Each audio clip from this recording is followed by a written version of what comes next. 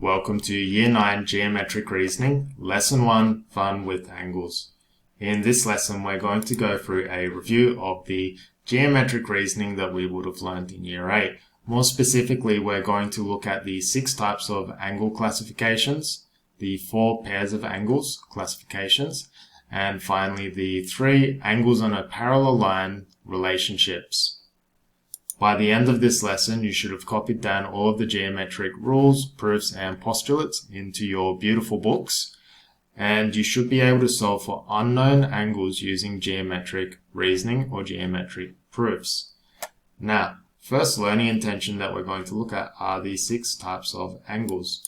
Now, this might look familiar and it might seem simple because you're paying so much attention in the earlier years in life and you already know all of your angles. Now consider angle 1 here. We've got 3 sides or 2 sides forming 3 different points. Now we can label these points A, B, and C. And what we find that angle A, B, and C is less than 90 degrees. So angle ABC is less than 90 degrees. We call this particular type of angle an acute angle. So an acute angle is an angle that is less than 90 degrees. Now, the next angle we're going to look at, consider an angle defined by G, H, and J. So this angle in here, the interior angle.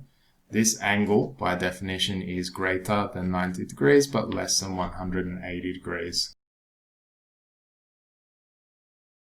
This particular angle here, we call this an obtuse angle.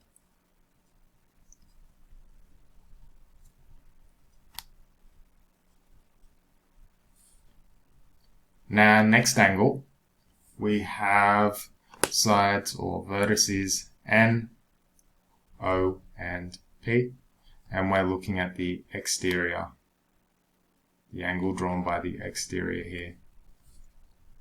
Now, this particular angle itself, it's greater than 180 degrees, but less than 360 degrees. We call this particular type of angle a reflex angle. Alright, moving on.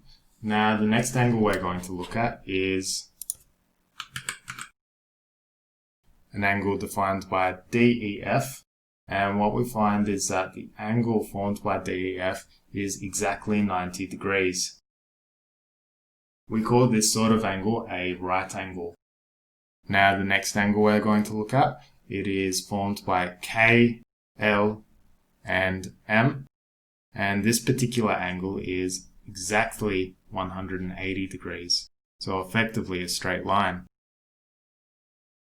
And finally, the last angle we're going to have a look at is, well, it's not real. We could say it's formed by 2 points, but it's exactly 1 revolution, or exactly 360 degrees. We call this one a revolution, or angle of revolution. Now, these might seem really simple, but they are going to form the fundamental building blocks to all of the geometric reasoning we'll be working on. So it would be a very good idea to actually use a ruler and copy all of these examples down neatly into your book. Because as I said earlier, you're going to be using these because they'll be the fundamental building blocks to all of your geometric reasoning to come. Now, moving on to the second set of angles we're going to be looking at. On this screen, we're going to be looking at the different types of pairs of angles. Now, consider we've got Q, T, R, and actually we'll change this one down here to R, and this one over here in S. And we've got the angles QRT, and then we've got TRS. And then on top of that, we've got QRS. Like so. This relationship we're about to look at, it's called the adjacent angles. Now, for adjacent angles, they are angles that have a common vertex and a common arm. So what does that mean? Well, the common vertex is the R over here. And what we find is that there are multiple angles coming off this common vertex. So side TR is common between angles QRT and TRS. Furthermore, QRT and TRS are a pair of adjacent angles.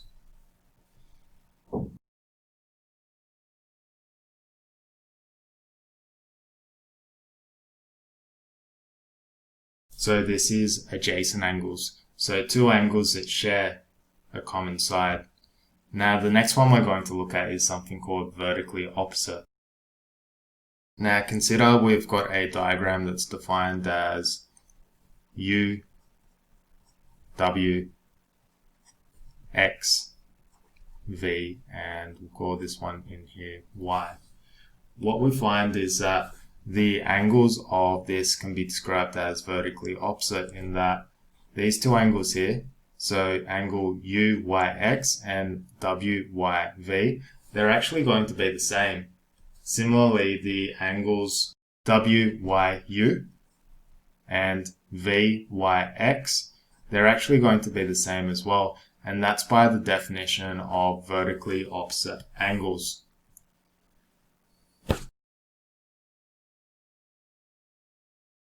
So they're formed when a pair of two straight lines intersect. Vertically opposite angles are equal.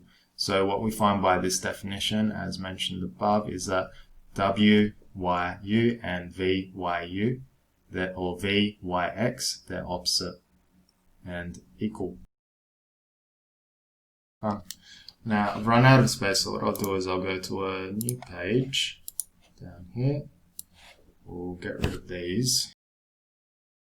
Alright, the next angles we're going to look at are, this one's called a complementary pair, and it's defined by when we have, let's go A, B, C, like so. A, B, C form a right angle, and then we've got this vertex here, D. So A, B, C is a right angle.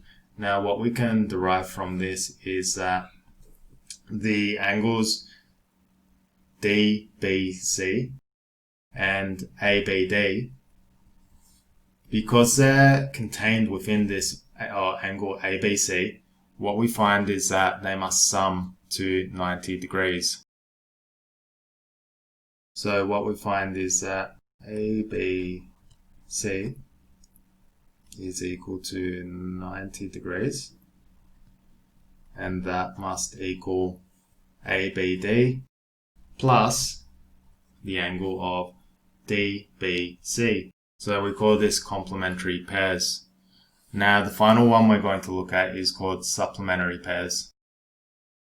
Consider we've got E, F, G, and H.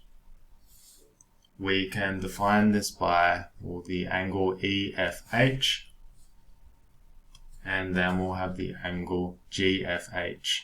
Now for supplementary angles, they are a pair of angles whose sum is 180 degrees. So by that definition, angle EFH and angle GFH are a pair of supplementary angles, and they're going to sum to give 180 degrees. Okay, so that's pairs of angles. Now the final thing we're going to look at are the proofs where we've got angles on parallel lines. Now there are three types of these that we look at. The first one we're going to look at is called the corresponding angles. Now for corresponding angles, what that tells us is that this angle formed in here is going to be the same as this angle formed in here. This angle formed over here will be the same as this angle formed over here.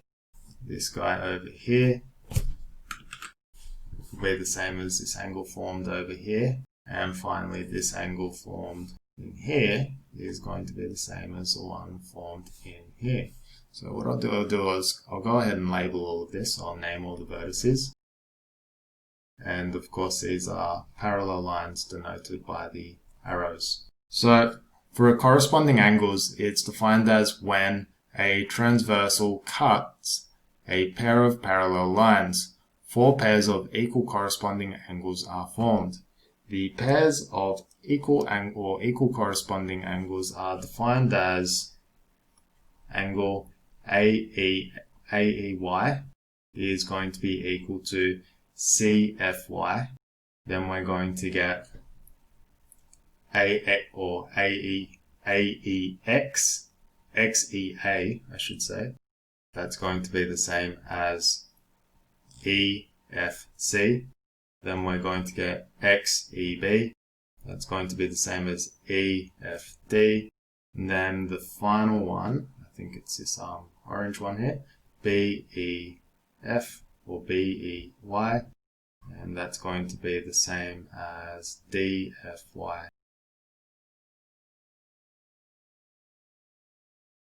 Cool. So those are corresponding angles. Now the next one we're going to look at is alternate angles. Right. So alternate angles is of course when a transversal cuts a pair of parallel lines, 2 pairs of equal alternate angles are formed. The pairs of equal alternate angles, so we're going to get, we'll use the same convention, AX, EB, C, F, D, Y. What we're going to find is that the angles here and here will come out to be the same, and the angles here and here are going to be the same as well. So by definition, we're going to get AEF. AEF is going to be equal to EFD. And similarly, angles BEF are going to be equal to EFC. Too easy. So that's alternate angles. So the alternate between, or they're alternating between either side of this transversal cut. Alright, now the final one we're going to use is called co-interior, sometimes called allied angles. So similar to what we looked at alternate angles, we're looking at rather the 180 degrees nature of these parallel lines, which I should have drawn the arrows on better. We're looking at the parallel nature of these lines. So if we're trying to describe, say, for example, A, E, and F, as well as B, E, and F, we know the relationship between these guys is going to be 180 degrees because they're on a straight line. So angle A, E, F plus angle B, E, F is going to equal 180 degrees. Similarly, the relationship is going to hold with the angles down below here. We're going to find that angles C, F, E plus angle D, F, E is also going to sum to give 180 degrees. So effectively what we're looking at is how to explain the two angles together. Alright, cool. So that's quite a lot of definitions there. Hopefully they've all been copied down into your beautiful books and you've made the effort by using a ruler and labeling everything quite neatly. Now the next step we're going to do is we're going to have a look at a few examples. So behold, find the values of the variables in each diagram. Give reasons for your answer. So what we're going to do in these three examples is we're going to go through the geometric proofs of how to show that how to show what the values of these unknowns are using the proofs that we've been looking up all through here. Okay, now for part A, the first one we're going to go for is we'll try and find this value of x here. So looking at this value of x, notice that we know this angle here and we know this angle here. Now let's look back and have a look at our angles on parallel lines. So the angle that's going to be of particular interest is, well, we know this and we're trying to find that, is we can have a look at, say, the co-interior angles here, which tells us that this angle in here plus this angle over here has to sum to equal 180 degrees. So by that definition, what we're going to find is that 115 plus x is going to sum to give 180 degrees. And that's done by the concept of, albeit by the rule of co-interior angles. Now rearranging to solve for x, we're going to get x equals 180 degrees. Take 115 degrees, and therefore x is going to come out to be, what will that be? 65 degrees. Yep. So that's our value for x using co-interior angles. Now the next one is we want to find the value of y here.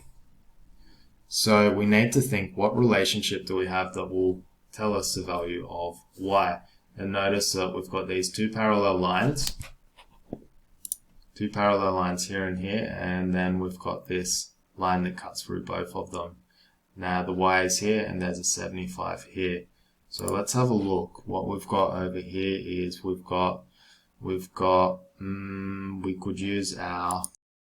could use our corresponding angles here. So notice this blue one here and this blue one here, they're going to line up on one another and be the same value. So in this case, we've got the y here and we've got this 75 here.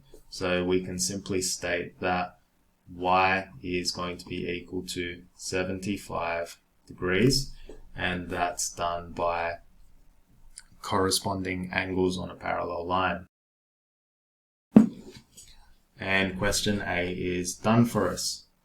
Now, next question we're looking at, we've got this funky looking diagram here. We've got unknowns R, N, and M, and we're told that there's an 80 degrees here and a 70 degrees over here. Now, the way in which I approach this question is I try and figure out what's the easiest value that I can determine here.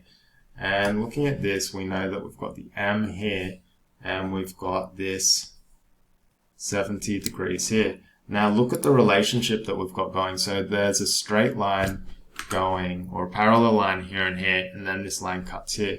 So what this is suggestive is that we can use our supplementary angle law. So going over to pairs of angles, look at the supplementary. What we find is that if we've got an angle that cuts through, or if we've got a line that intersects a straight line, then the sum of the two angles that makes up this cut is going to sum to 180 degrees, so supplementary. So based on that, we're going to find that BM plus 70 degrees must sum to equal 180 degrees, and we'll call that supplementary angle. Alright, now rearranging to solve for M, we get M 180, take the 70, and therefore M is going to come out to be 180, going to come out to be 110 degrees, like so. So now that we've got the value of M, let's set our sights on the value of N. We have to think, is there a relationship that will show us the value of N based on what we've got for M? And notice we've got a line that's cutting two parallel lines, so we're going to be working with these identities here, or these proofs here. Now think about it, can we use any of them? I'm thinking by looking at this, we're going to be able to use the corresponding angles proof. So notice that if you've got an angle here and here, they're going to be equal to one another. So by that definition, we can go M is simply going to be equal to N. So therefore, I'll go that backwards. N is going to be equal to M, and therefore N is equal to 110 degrees by association. So that was using our corresponding angles. Okay, cool. Now the final one we need to figure out is the value of r up here. And once again, this is going to involve two parallel lines. Actually, we've got two parallel lines, and then we've got these two lines here which are not parallel. So we need to have a think how we can calculate this. So actually that route's not going to work. The route we should be looking at is, consider we've got the r over here and it's running along this line, and it's defined, or we've got this 80 degrees here, and they share a common parallel lines there. What we can do is we can look at our proofs over here, and what we find is that we're looking at the alternate angles proof right here. So the alternate angles proof tells us that the angle here is equal to the one on the alternate side here, and this one over here. So by definition, what we find is that r is simply equal to that 80 degrees using our alternate angles proof. And that is B, done and dusted. Now the final one we need to look at is C. So we've got quite a lot going on here. So first thing we need to do is try and identify the easiest angle to figure out. And in this case, when I look at it, I know that A and this 140 degrees, they're formed by a line that cuts through another line. And what we're going to be looking at is the supplementary angle law. So by that definition, we're going to say A plus 140 degrees should sum to give me 180 degrees. Therefore, we're going to get A is equal to 180 degrees minus 140. And therefore, A is going to equal 40 degrees. Too easy. Alright, now the next one that we could probably tackle would be, notice that we've got this right angle in here, and then we've got this value of C. Now, if you look over to the pairs of angles, we're looking at a case where we're dealing with vertically opposite. So the angles that are opposite one another on two intersecting lines, they're going to be equal. And therefore, by that definition, what we find is that C is going to be equal to 90 degrees. So that was using vertically opposite. Alright, now next one we want to challenge is we've got B here and we've got D here. Now we have to think which ones could we challenge the easiest, and notice that we've got the parallel lines and we've got this common line here, and we know the values of A and 140. So let's have a look. Is there a relationship that will help us understand what's going on here? So we'll flick over to angles of parallel lines, and the relationship that I'm looking at here that might be of use is that we're dealing with a situation whereby we've got this angle here as 140 and this one here as our unknown. So what we'll find is that by alternate angles, we're going to find that A is equal to B. And we already know that B, or A, is equal to 140 or 40 degrees. So therefore B must in turn also equal 40 degrees. So this is by alternate angles.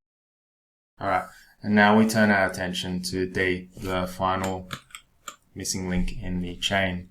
Now, if we know C, B, if we know C and D, or C and B, then we also know this angle in here, because we know all triangles have to sum to equal 180 degrees.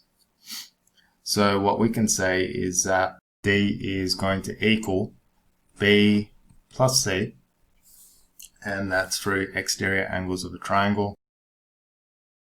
And therefore we know the value of B is equal to 40 degrees and the value of C is equal to 90 degrees. So therefore our value for D is going to equal 130 degrees, thus bringing our final example to a conclusion.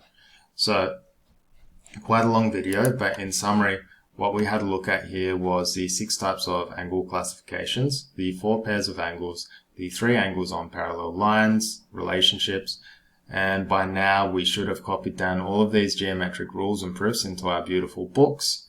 and we should be feeling reasonably confident in solving unknown angle problems using geometric proofs. So what just occurred over here.